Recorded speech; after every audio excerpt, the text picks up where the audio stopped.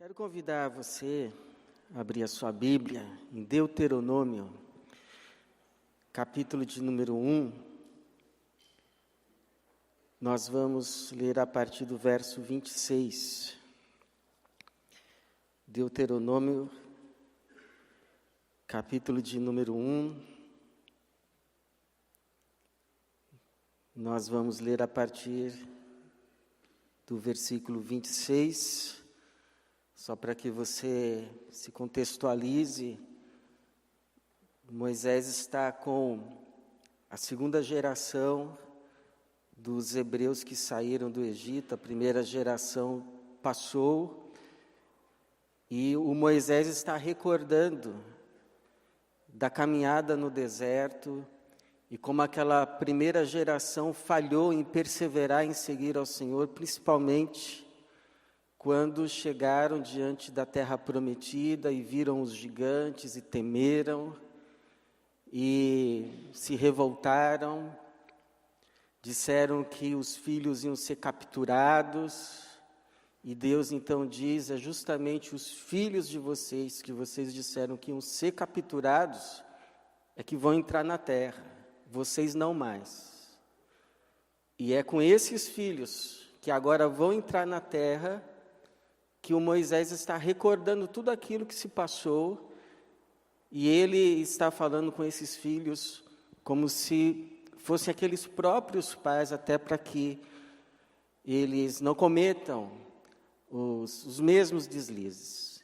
É aqui que nós estamos, e o Moisés está dizendo no verso 23: entretanto não quisestes subir, mas fostes rebeldes a ordem do Senhor nosso Deus, e murmurastes nas vossas tendas e dissestes: o Senhor nos odeia, por isso nos tirou da terra do Egito, para nos entregar nas mãos dos amorreus, a fim de nos destruir.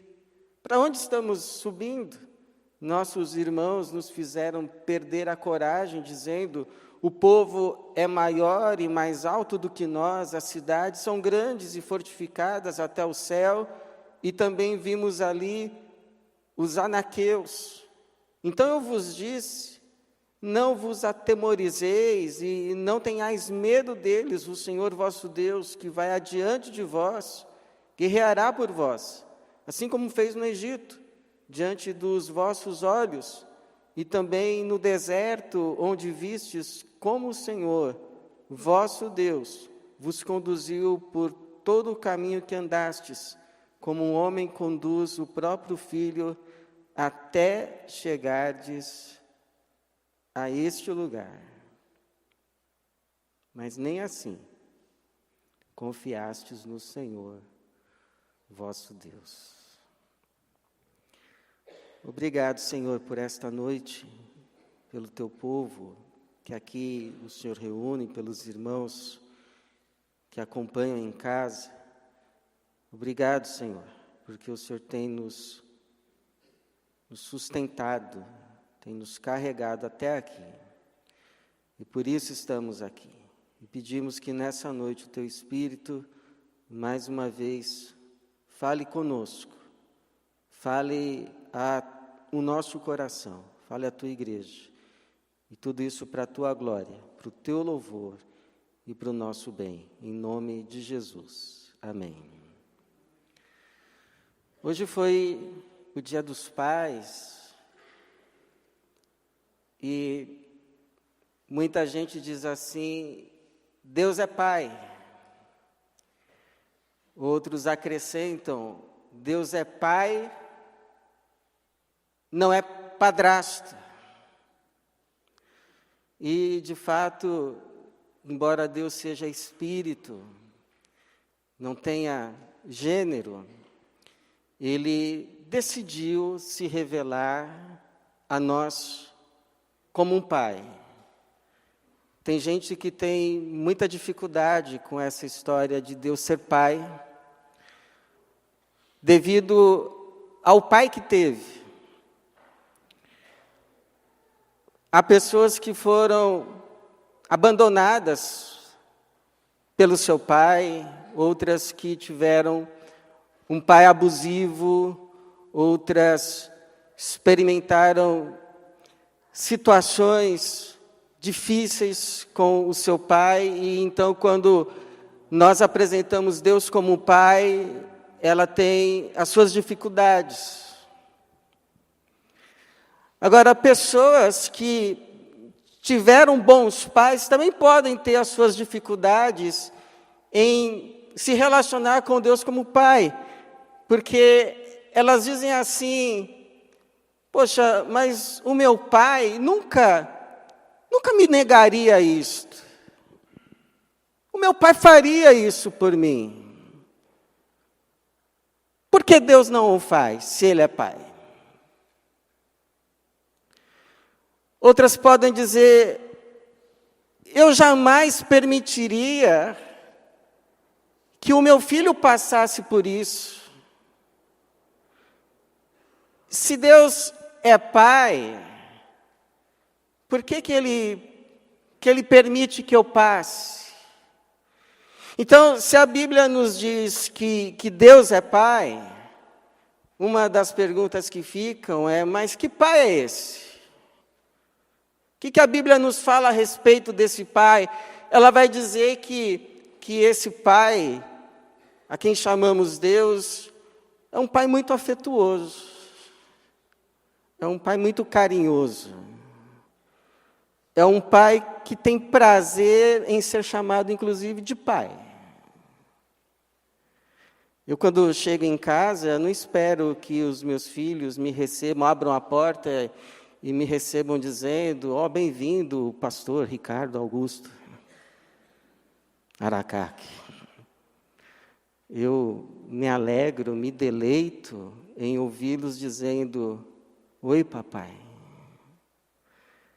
Então, quando alguém bater lá na porta da sua casa, te abordar dizendo: qual que é o nome de Deus? Aí você pode responder assim: olha, Deus se revelou como Elohim, Eloá, El Shaddai, mas o filho dele, que é filho mesmo, nos ensinou a chamá-lo de pai. Quando vocês orarem, digam assim: Elohim, que está nos céus? Jeová? Não, quando vocês orarem, digam assim: Pai nosso, que está nos céus. Deus gosta de ser chamado de pai. A Bíblia também nos diz que esse Deus a quem chamamos de pai é um pai que educa os seus filhos, que os disciplina. Esse é o sentido lá de Hebreus, quando diz que Deus disciplina todo aquele que toma como filho. O sentido ali é de ensinar, de treinar, a fim de que esse que Deus tomou como filho não fique pela metade e não sofra, então, aquilo que a Bíblia diz de frustração eterna, uma pessoa que passará a eternidade com aquela sensação que não chegou lá, que não se tornou a pessoa que foi criada para ser. Isso que a Bíblia vai chamar de frustração eterna. Fiquei pela metade, a coisa não se completou, não se concluiu. Por isso que Deus, tendo como referência Jesus, vai usando todas as coisas que vão acontecendo em nossa vida para ir nos completando, para ir nos fazendo crescer, para ir formando em nós a imagem de Cristo Jesus, até que atinjamos a estatura do varão perfeito. Então, vamos ter aquela sensação de que chegamos lá, que a pessoa que Deus nos predestinou para sermos, nós nos tornamos. E isso vai ser realização eterna. É um Deus que nos perdoa, é um pai perdoador, é um pai que se alegra em ter o seu filho de volta. Não importa o quão longe ele tenha ido, Esse é um pai que abre as portas, não fecha as portas. É claro que o filho que abusar desse entrar e sair pela porta, pode ser que não volte mais. Porque ele vai se machucando tanto, vai se desgastando tanto, vai se perdendo tanto, que uma hora ele não volta, não porque a porta não esteja aberta, mas porque a morte o tragou, o consumiu, mas a porta continua aberta. É o que a gente vê quando chega o filho pródigo, que chega à casa do pai ensaiando. Eu vou pedir para o meu pai me permitir ser o empregado da sua casa, mas quando o pai o vê, o pai não se contém, o pai deixa para lá as etiquetas da época, porque não era assim bem visto um senhor correndo na rua, mas esse pai, ele está interessado no filho, então ele sai correndo mesmo, ele o abraça, ele segura, ele agarra no pescoço do filho, beija, e quando o filho ensaia a falar qualquer coisa, ele dá uma ordem aos empregados, ele diz assim, olha, coloquem sandálias nos seus pés, um anel no seu dedo, roupas limpas, novas, e vamos festejar, porque esse meu filho estava perdido e foi achado. Estava morto, mas reviveu. Tragam o melhor boi e vamos fazer uma churrascada. Vamos fazer uma grande festa. E começou a festa. Agora, se tem uma coisa que a gente vai aprender nesse texto que está diante de nós, em que o Moisés vai relembrando o povo de como esse pai agiu para com eles, uma coisa que a gente precisa aprender até para o nosso amadurecimento no nosso relacionamento com Deus, a quem nós chamamos de pai, é que esse pai não nos isenta de passarmos por desertos. Ele não é assim um pai ultraprotetor que nos coloca numa bolha e procura evitar qualquer tipo de dificuldade. Inclusive, irmãos, uma vez eu ouvi que as pessoas que transportavam peixes de um local para outro, a certa distância, eles colocavam os peixes frescos, vivos, no tanque, mas quando chegavam ao seu destino, os peixes já estavam mortos e já começavam a cheirar mal, já não estavam mais frescos. E sabe qual foi a solução que eles encontraram para os peixes chegarem no seu destino? Vivos e fortes. Colocaram no tanque um pequeno tubarão.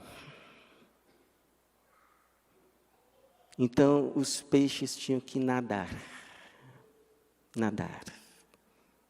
Chegavam no final vivos e fortes. Então Deus permite, às vezes, um pequeno tubarão. Deus não nos isenta de atravessarmos fases dificultosas, difíceis. Deus não nos pega do Egito e nos coloca direto em Canaã, e chegarmos ali em Canaã como filhos pela metade, com os músculos enfraquecidos, flácidos, mimados. Ele permite a travessia no deserto, mas Ele nos ajuda a atravessar esse deserto. E Ele permite que a gente atravesse esse deserto, passe do deserto com a ajuda dele, irmãos, porque há coisas que a gente precisa aprender para a gente se tornar a pessoa que Ele nos predestinou a ser em Cristo Jesus. Coisas que a gente até lê na Bíblia e a gente concorda. Coisas que a gente até ouve nas pregações, nas mensagens, e a gente diz amém. Mas há coisas que são essenciais para que a gente se torne quem Ele nos predestinou para sermos, que a gente só vai de fato assimilar, aprender e fazer parte de nós. A gente só vai aprender mesmo no deserto. Quais são essas coisas que são essenciais para que a gente se torne o filho, a filha que Deus nos chama para ser e que a gente só aprende na condução de Deus, na ajuda de Deus, quando nós estamos no deserto? O que a gente aprende lá de Deus no deserto? E só no deserto? Lá no teu deserto, você aprende que quem te sustenta é Deus. Não é mamão. Até porque, para Deus, não é diferente te sustentar em Canaã ou no deserto de Padã. O que vai mudar é só a forma como Ele vai te sustentar. No deserto, Ele faz maná cair do céu, Ele tira a água da rocha, Ele manda chuva de codornizes. Em Canaã, o milagre é fazer a semente que você plantou brotar. Mas não importa qual seja o cenário, o teu sustento vem dele. Seja no deserto, comendo do maná, seja em Canaã, colhendo da semente que Ele te deu para plantar, o cenário muda, a fase, mas quem te sustenta é o Senhor. E é isso que o Moisés vai lembrar para esses irmãos, no capítulo 2, versículo 7, quando ele diz assim: pois o Senhor teu Deus tem te abençoado em tudo que tens feito, Ele conhece tua caminhada por este grande deserto, o Senhor teu Deus esteve contigo nestes 40 anos, nada te faltou. Nada te faltou. O Moisés usa aqui 40 anos, que foi o tempo da travessia no deserto. Mas talvez eu e você pudéssemos colocar aqui nesses 40 anos a nossa idade. E pudéssemos ler esse verso de número 7 para nós mesmos, usando a primeira pessoa do singular, dizendo assim: pois o Senhor, meu Deus, tem me abençoado em tudo que tenho feito. Ele conhece minha caminhada por este grande deserto. O Senhor, meu Deus, esteve comigo nestes anos. E nada me faltou. Amém, irmãos? É verdade isso na sua vida? Você pode dar esse testemunho? Nada nos faltou. Teve lutas, teve deserto. Mas aquilo que era de fato necessário, não, isso não faltou. Por isso, você aí que está angustiado, está preocupado, está ansioso, como vai ser o meu futuro? Como vai ficar o meu emprego? Vou ficar empregado, não vou ficar empregado? Tarifa daqui, tarifa de lá? Quero te lembrar algumas palavras de Jesus a respeito do teu pai. Você lembrar nessa noite que você não é órfão, que você não está sozinho, que você tem um Pai no céu que cuida de você. Vou te lembrar essas palavras do Senhor Jesus. Guarda aí no seu coração para você parar de ficar aí atemorizado com qualquer notícia que aparece. Parece que é até outro que te sustenta. Parece que a tua vida está na mão de outro. É isso mesmo? Está nas mãos de quem a tua vida? Então ouve o que ele diz. Senhor Jesus, não vos inquieteis dizendo que comeremos, que beberemos, com que nos vestiremos. Sabe quem é que se preocupa assim? Os gentios. Pois os gentios é que procuram todas essas coisas. E de fato, vosso Pai Celestial sabe. Se você quiser orar sobre isso, ore, mas Ele já sabe. O vosso Pai Celestial sabe que precisais de tudo isso. Não tem nada que você precisa que Deus não saiba. Mas buscai primeiro o seu reino. A sua justiça, continua fazendo o que é certo. Não se desvia por atalhos. Continua no seu caminho com Cristo. E todas essas coisas vos serão acrescentadas. Para a glória de Jesus. E para o nosso bem. Então, esse Pai é Pai que nos sustenta. Mas parece que a gente só aprende isso de verdade quando a gente vai para o deserto. Enquanto está tudo bem, a gente ouve, diz amém, é verdade, mas lá no fundo, a confiança está em outras coisas. Mas quando Ele permite que a gente vá para o deserto, a gente aprende isso. Não é mamão que me sustenta. Não é 3 pontinhos quem garante a minha vida. Quem me sustenta é o Senhor.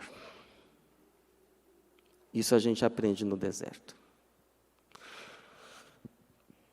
Mas há uma segunda coisa desse nosso Pai que a gente aprende quando a gente está no deserto, que a nossa força vem dEle. Ele nos ajuda a atravessar o deserto, nos sustentando, mas também nos fortalecendo. E por que Ele nos fortalece? Porque o nosso Pai, Ele prometeu só dar coisas boas para os seus filhos, sabia? Deus só dá coisas boas para os seus filhos, para nós. Mas Ele não dá coisas fáceis. Ele prometeu dar coisas boas, não fáceis. Até porque, geralmente, aquilo que é bom não é fácil. Eu posso testemunhar para você, eu já recebi muita coisa boa de Deus. Nenhuma fácil. E é isso que deixa tão chorosos alguns filhos, tão alarmados alguns filhos, tão surpreendidos alguns filhos. Por exemplo, esse povo aqui, Deus prometeu uma coisa maravilhosa para eles. Eu vou entregar para vocês como herança uma terra maravilhosa que mana leite e mel. Estão prontos para ir? Querem ir? Queremos. Bom, então vamos. Aí o Senhor leva para o deserto, conduz o povo no deserto, faz chover o maná no deserto, tira a água da rocha no deserto, coluna de fogo, nuvem no deserto, faz tudo por aquele povo no deserto. E aí chegam então diante da terra prometida, do presente prometido do Senhor, a coisa boa que o Senhor sonhou para eles, queria entregar para eles. E aí, quando eles chegam às portas da terra, não queremos não. Como assim vocês não querem? Não, o Senhor disse que era uma terra boa, que era uma terra maravilhosa. E de fato é. Nós vimos com os nossos olhos, precisou de 2 homens para carregar um cacho de uva. É uma terra frutífera, fértil, que de fato mana leite, mana mel. Bom, então qual o problema? Mas tem um monte de gigante nessa terra, Senhor. Eu costumo dizer assim, mas quem eles esperavam encontrar nessa terra maravilhosa? Os Smurfs? Uma tribo de pigmeus. Chegar na terra e estava lá na entrada, o papai Smurf era Smurfette para dar as boas-vindas. Quem é que ia estar nessa terra? O povo mais forte, é claro.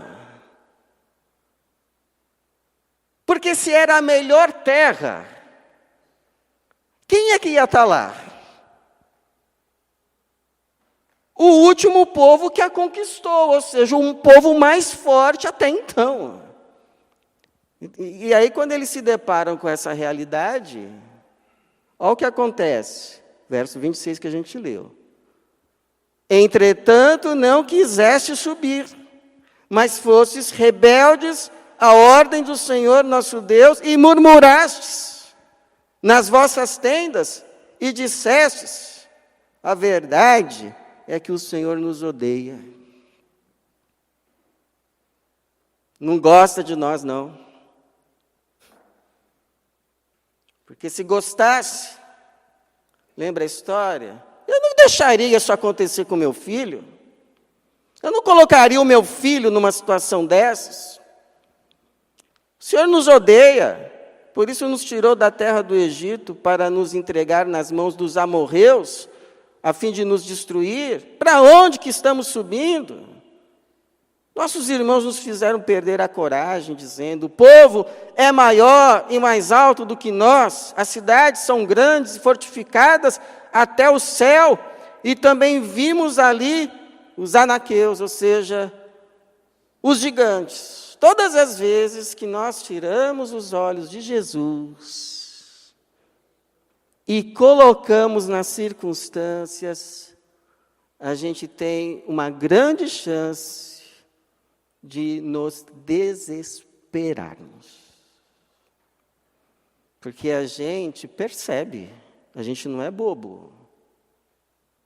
A gente sabe fazer conta, a gente sabe medir o tamanho do problema, o que pode acontecer. E aí a gente se dá conta que as forças requeridas para vencer tal situação estão acima, muito acima, mas muito acima das nossas. E aí vem o alarde. Aí vem a desesperança. E vem essas coisas aqui, na boca de muita gente. Deus não me ama. Deus não gosta de mim. Então, eu queria te dizer uma verdade. Quando você estiver diante dessa situação, que você mediu e viu, para mim não dá para ir para trás, queria que você se lembrasse de uma verdade, que Deus vai te dar forças, conforme a tua luta. As forças que Deus vai te dar serão proporcionais ao teu desafio. Tem um ditado, que diz assim, que Deus dá o frio conforme o cobertor. Não é verdade. Deus dá o cobertor conforme o frio. Então, se vier um frio, mais frio do que os cobertores que você tem, do que eles são capazes de te aquecer, pode esperar que anjos vão te enviar cobertores. Olha só o que o Philip Brooks, que foi um pregador, disse: não oremos pedindo uma vida fácil. Oremos pedindo força. Não peçamos tarefas equivalentes às nossas forças, mas sim forças equivalentes às nossas tarefas. Entendeu a diferença? Não peçamos ou esperamos tarefas equivalentes às nossas forças, mas sim forças equivalentes às nossas tarefas. Então, a execução do trabalho não será um milagre, mas nós seremos um milagre. Não é isso que o apóstolo Paulo disse? Sei ter muito, sei ter pouco, sei ter fartura, sei passar necessidade, tudo posso naquele que me fortalece. Que nessa noite você seja fortalecido pela força do Senhor. Em nome de Jesus. A força do nosso Deus.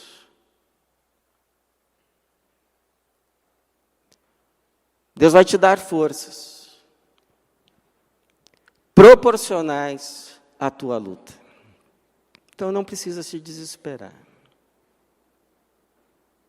Forças virão. Você não teve já experiências assim que você passou na vida?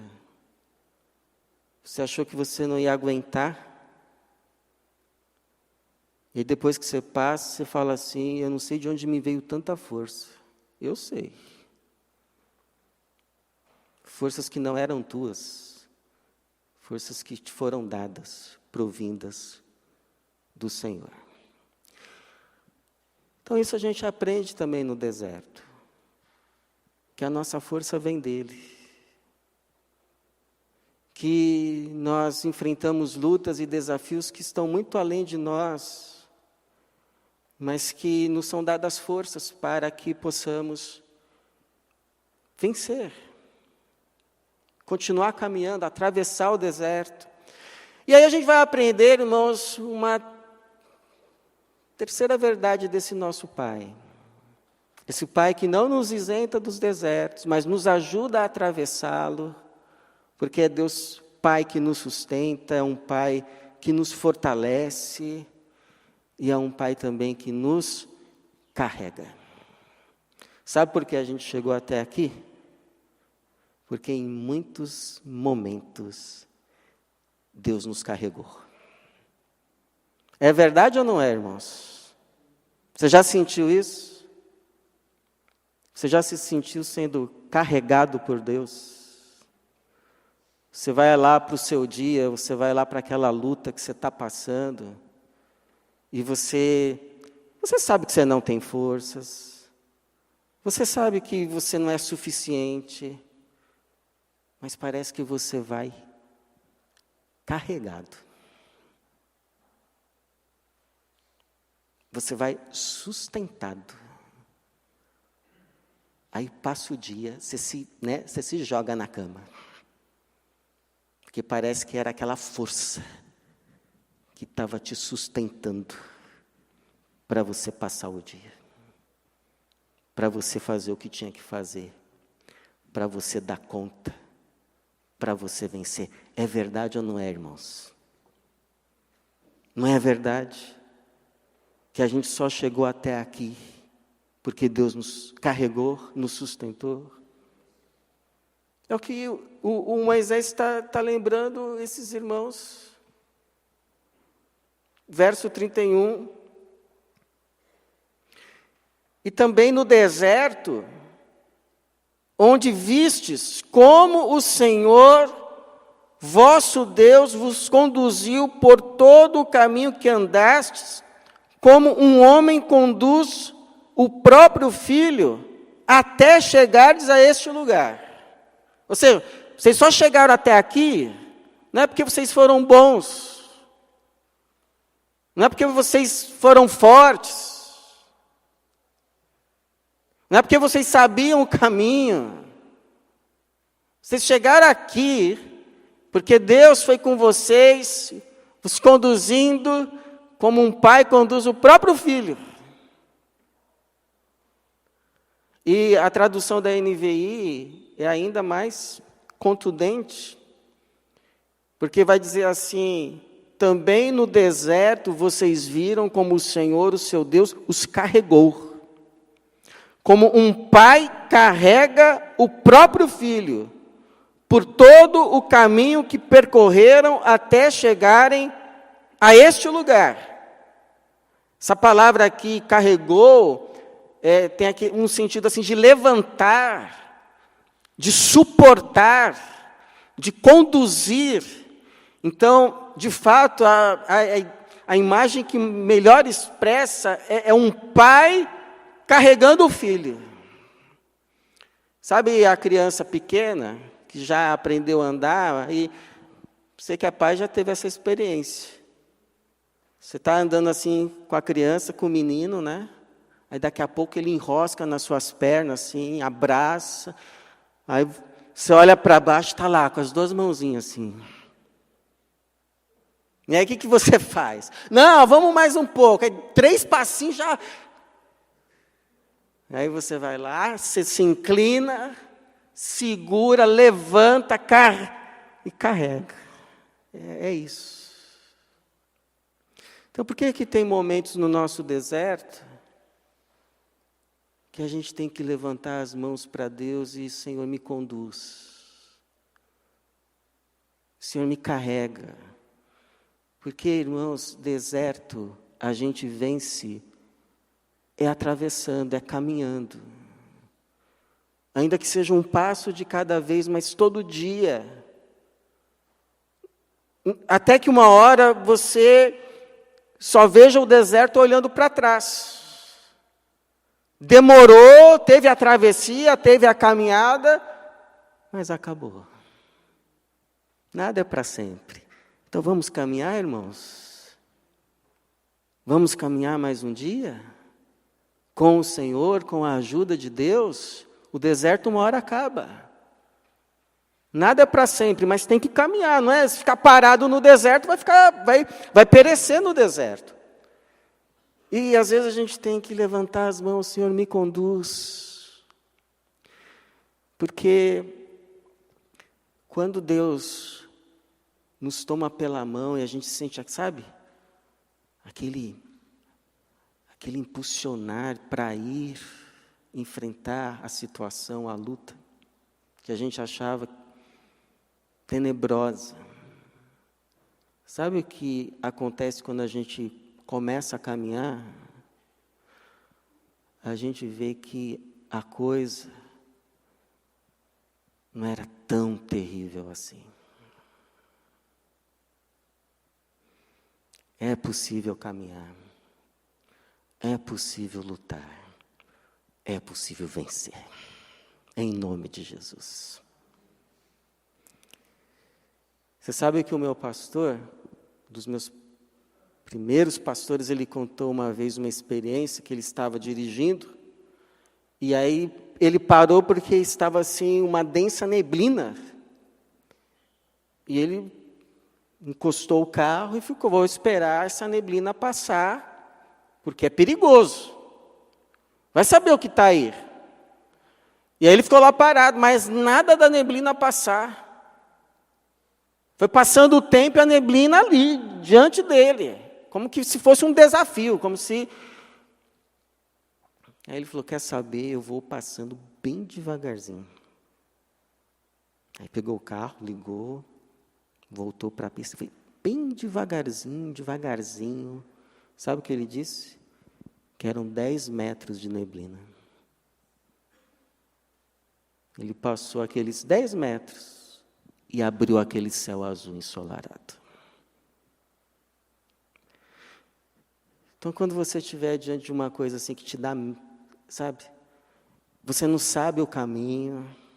Quando você chegar naquele trecho do deserto, que você sente que você já não tem mais forças, ou que simplesmente você tem medo de atravessar, levanta a mão e ore assim: Senhor, me conduz. Eu não sei o caminho, mas o Senhor sabe. Eu não consigo, mas o Senhor consegue. Porque olha só o que Ele promete em Isaías 41, 13.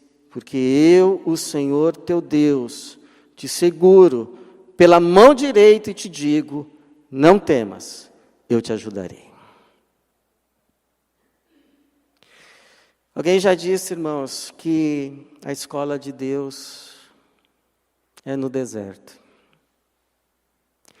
Lugar, sim, de luta, lugar de provação, mas também lugar de muito aprendizado, muito amadurecimento, muito crescimento.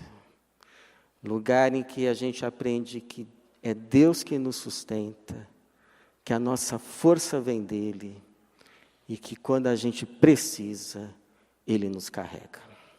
A minha oração, irmão, é que no seu deserto, o Senhor te sustente a cada dia. Que no teu deserto forças te venham do céu. Fortaleça os teus braços. E que quando você se cansar, você não aguentar mais, o Senhor te tome nos braços e te carregue. Porque como diz o Salmo, assim como um pai se compadece do filho, eu me compadecerei de ti. Que assim seja e que Deus nos abençoe. Amém.